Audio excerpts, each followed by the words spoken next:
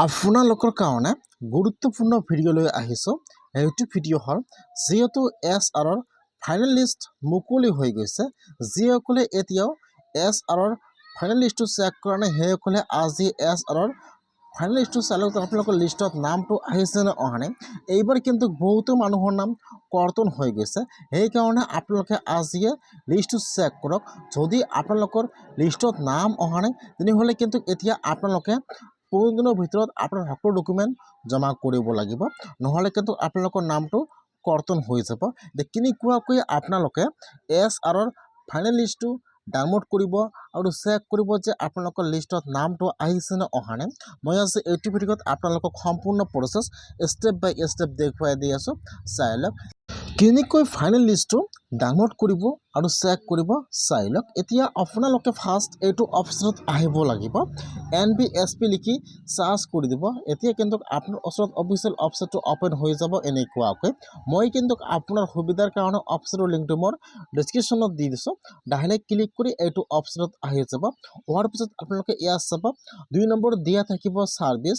এতিয়া আপোনালোকে ইয়াত চাব, এইটো ছাৰ্ভিচৰ 1 নম্বৰ অপশ্যন দিয়া থাকিব ডাউনলোড ইলেক্ট্ৰিকেল ৰোল।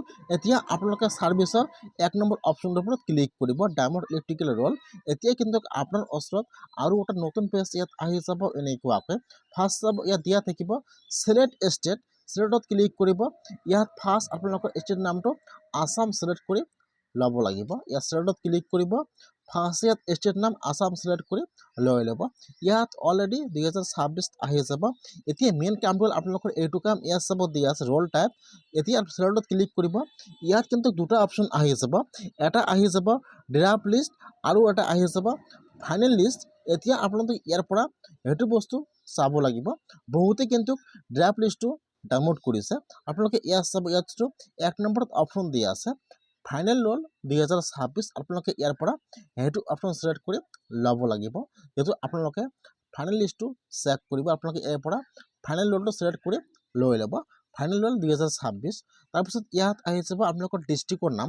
এতিয়া আপোনালোকে চিলেক্টত ক্লিক কৰিব, ইয়াত আহি যাব আপোনালোকৰ ডিষ্ট্ৰিক্টৰ নাম। এতিয়া আপোনালোকে ইয়াত চাই ল'ব যে ইয়াত আপোনাৰ ডিষ্ট্ৰিক্টৰ নাম কোনটো হয়। ইয়াত যিটো আপোনাৰ ডিষ্ট্ৰিক্টৰ নাম হয়, এতিয়া আপোনালোকে ইয়াত চাই লওক, ইয়াত আপোনালোকৰ ডিষ্ট্ৰিক্টৰ নামটো চিলেক্ট কৰি লৈ ল'ব। তাৰপিছত চিলেক্টত ক্লিক কৰিব, ইয়াত আহি যাব আপোনালোকৰ এছেম্বলিৰ নাম।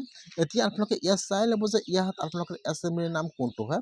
যদি আপোনালোকে আপোনাৰ এছেম্বলিৰ নামটো নাজানে, আপোনাৰ ভোটাৰ ID কাৰ্ডৰ পিছত আপোনালোকে এছেম্বলিৰ নামটো দিয়া আছে, আপোনালোকে আপোনাৰ ইয়াত এছেম্বলিৰ নামটো চিলেক্ট কৰি লৈ ল'ব ডিষ্ট্ৰিক্ট, আৰু ইয়াত আপোনালোকৰ এছেম্বলিৰ নামটো চিলেক্ট কৰি লৈ ল'ব।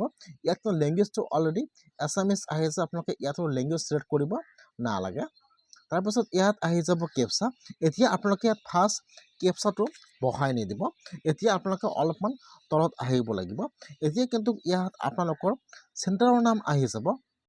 এতিয়া আপোনালোকে তলত আহি চাব লাগিব যে ইয়াত আপোনালোকৰ চেণ্টাৰৰ নাম কোনটো হয়। যিহেতু ইয়াত বহুতো চেণ্টাৰৰ নাম দিয়া আছে, আপোনালোকে ইয়াৰ পৰা চেক কৰিব লাগিব যে ইয়াত আপোনালোকৰ চেণ্টাৰৰ নাম কোনটো হয়। যিহেতু ইয়াত চেণ্টাৰৰ নাম বহুতো দিয়া আছে, ইয়াত চাব কিন্তু চাৰ্চৰ অপশ্যন দিয়া আছে।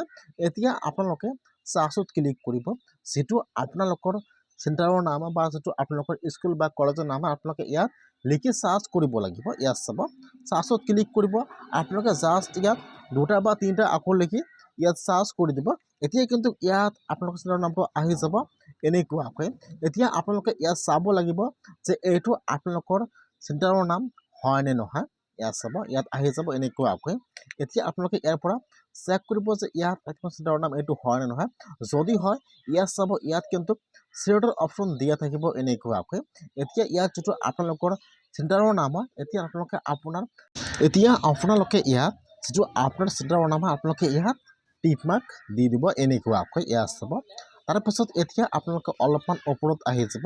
ইয়াত চাব, ইয়াত যিটো কেপচাৰ অপশ্যন দিয়া আছে, এতিয়া আপোনালোকে ইয়াত কেপচাটো বহাই দিব লাগিব। এতিয়া আপোনাৰ তাত যিটো কেপচা আহিছে, এতিয়া আপোনালোকে সেইটো ঘৰত ছেমকৈ যি নম্বৰ বা যি ৱাৰ্ড আহিছে আপোনালোকে ইয়াত কেপচাটো এনেকুৱাকৈ ছেমকৈ বহাই দিব। কেপচাটো বহাই দি আপোনালোকে এতিয়া ডাউনলোডৰ ওপৰত ক্লিক কৰিব। যেতিয়া আপোনালোকে কেপচাটো বহাই দি ডাউনলোডৰ ওপৰত ক্লিক কৰিব, এতিয়া কিন্তু পেজটো অলপমান লোডিং ল'ব এনেকুৱাকৈ। এতিয়া আপোনালোকে অলপমান ৱেইট কৰিব লাগিব। তাৰপিছত কিন্তু আপোনালোকৰ মোবাইলত আপোনাৰ গাঁৱৰ বা আপোনাৰ চেনেলত ইয়াত লিষ্টটো বা PDF ডাউনলোড হৈ যাব এনেকুৱাকৈ। এতিয়া আপোনালোকে লিষ্টটো অপেন কৰি চেক কৰিব লাগিব যে আপোনালোকৰ লিষ্টত নামটো আহিছে নে অহা নাই। ইয়াত চাব, এইটো হৈছে কিন্তু SR ফাইনেল লিষ্ট। এতিয়া আপোনালোকে লিষ্টটো অপেন কৰি ইয়াত চাব লাগিব আপোনাৰ ঘৰ নম্বৰটো যে আপোনালোকৰ লিষ্টত নামটো আহিছে নে অহা নাই। যদি আপোনালোকৰ লিষ্টত নাম আহিছে নহ'লে আপোনালোকে একো চিন্তা কৰিব নালাগে, আপোনালোকৰ SR ফাইনেল লিষ্টত নাম আহি গৈছে। আৰু যিসকলৰ SR ফাইনেল লিষ্টত নাম অহা নাই, এতিয়া কিন্তু সেইসকলে টাইম বেছি কিন্তু সময় নাই, 15 দিনৰ ভিতৰত যিসকলৰ লিষ্টত নাম অহা নাই এতিয়া সেইসকলে আপোনাৰ BLO অথবা যিটো আপোনালোকৰ ইলেকশ্যন অফিচত কিন্তু আপোনালোকৰ সকলো ডকুমেণ্ট জমা কৰিব লাগিব যিসকলৰ লিষ্টত নাম অহা নাই।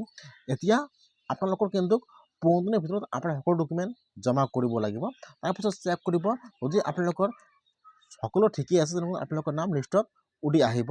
আৰু যদি আপোনালোকৰ কিবা এটা ভুল থাকে তেনেহ'লে আপোনালোকে বাংলাদেশী হৈ যাব। সেইকাৰণে যিহেতু আজি SR ফাইনেল লিষ্টটো মুকলি হৈ গৈছে, যদি আপোনালোকে এতিয়াও লিষ্টটো চোৱা নাই তেনেহ'লে আপোনালোকে আজিয়ে লিষ্টটো চাই লওক যে আপোনালোকৰ লিষ্টত নামটো আহিছে নে অহা নাই, আৰু আপোনালোকৰ পৰিয়ালৰ কাৰোবাৰ নাম কৰ্তন হৈছে নেকি। যিবিলাকৰ নাম কৰ্তন হৈছে ইয়াত লিখা থাকিব কিন্তু ডিলেট। ইয়াত চাব, ইয়াত লিখা থাকিব ডিলেট। সেইকাৰণে আপোনালোকে আজিয়ে লিষ্টটো চাই লওক যে আপোনালোকৰ লিষ্টত নামটো আহিছে নে অহা নাই, কমেণ্টত জনাই দিব। আপোনালোকে এনেকুৱাকৈ আজিয়ে লিষ্টটো ডাউনলোড কৰক আৰু চেক কৰক। যদি আপোনালোকৰ ফটোলা লিষ্টৰ প্ৰয়োজন হৈছে, কেনেকুৱাকৈ আপোনালোকে ফটোলা লিষ্টটো ডাউনলোড কৰিব বা চাব লাগিব নেক্সট ভিডিঅ'ত সেইটো প্ৰচেছ দেখুৱাই দিম।